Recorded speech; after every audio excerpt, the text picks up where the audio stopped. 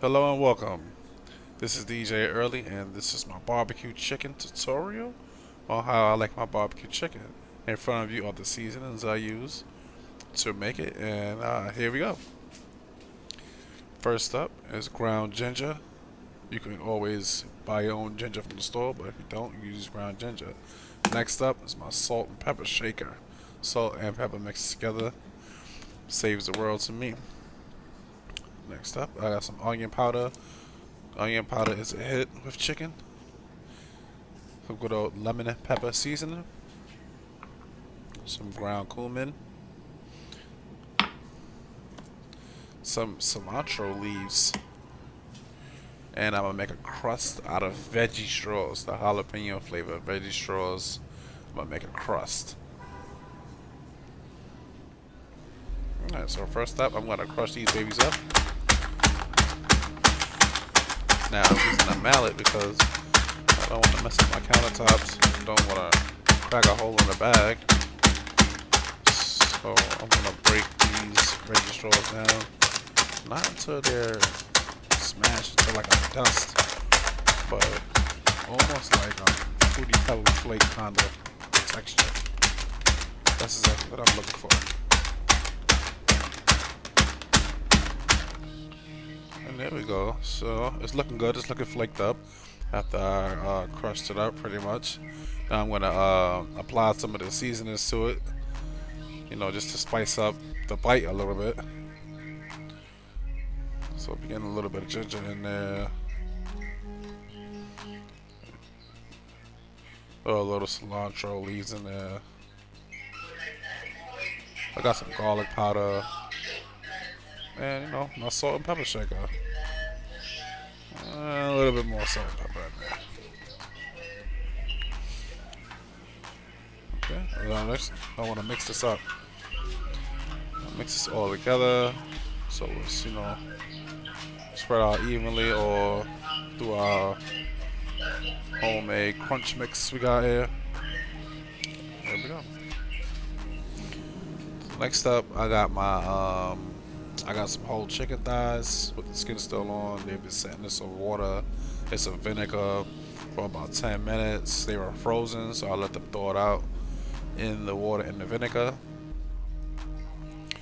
So I gave them a rinse. I cleaned them off, and now you can see my chicken thighs are sitting on some wax paper. I started to season them with some ginger and some salt and pepper directly onto the chicken. You can add as much or a little as you want, depending on how much of the flavor you want.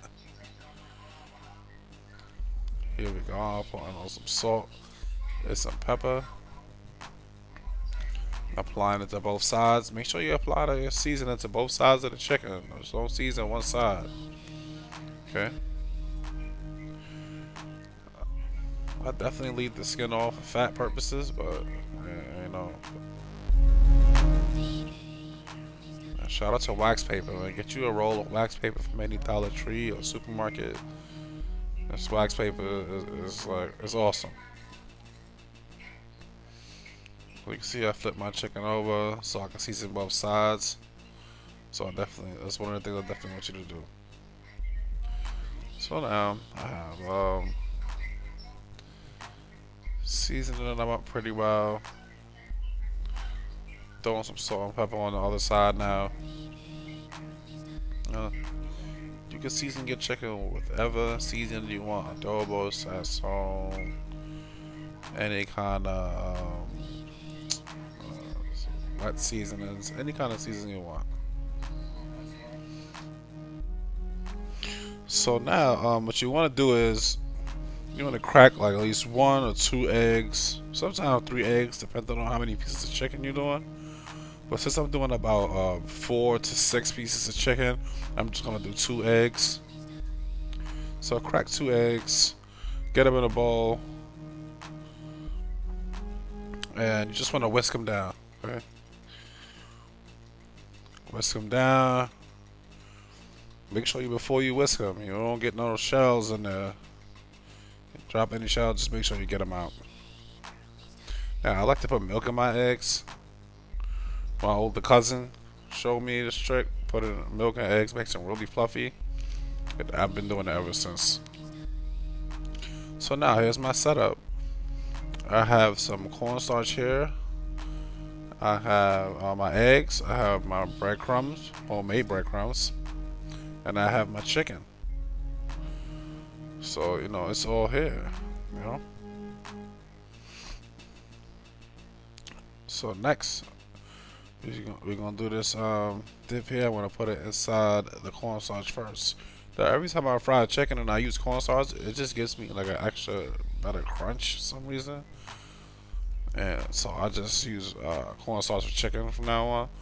So I put it inside whisked up eggs, and I take it and I drop it right into our veggie straws.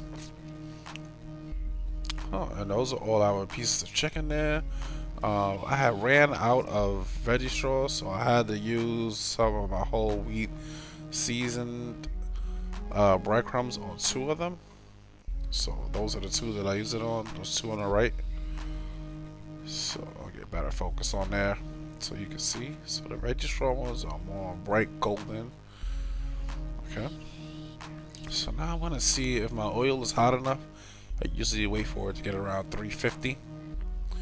And once I see that and it looks like it's just, you know, look like it's ready to drop some chicken into, and to test it out, you can take some of your crumbs or your flour or anything I think that you're frying in it and just drop it in the oil just to test it. And if it starts to sizzle, that means it's ready. Let's just drop these in.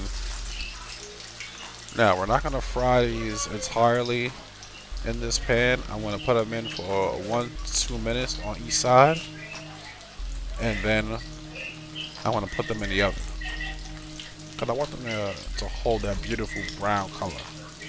That's what you want to see.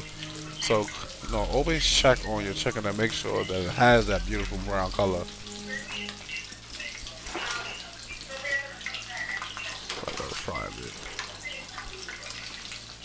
So now I'm gonna flip it over. It's been about 1 to 2 minutes. I flip it over and be very careful there. Look how beautiful. Look at the gorgeousness on that. These veggie straws are really holding up. And I will be doing different tutorials on, you know, other types of crust you can use just in case you don't have breadcrumbs in your house. Now it's been 1 to 2 minutes. It might have been 2 minutes.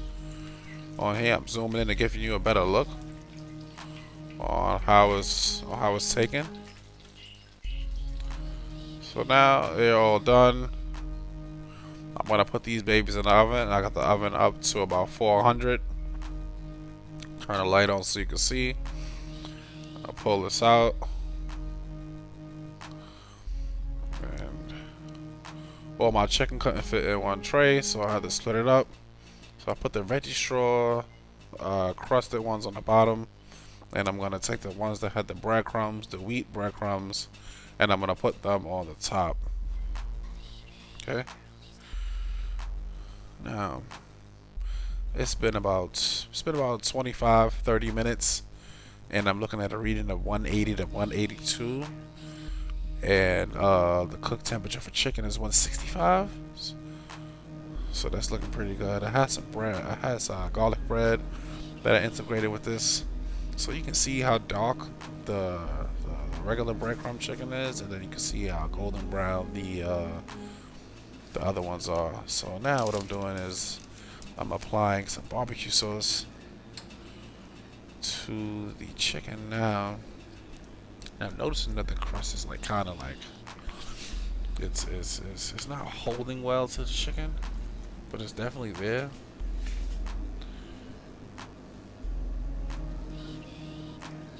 But it's just like one piece of crust. Like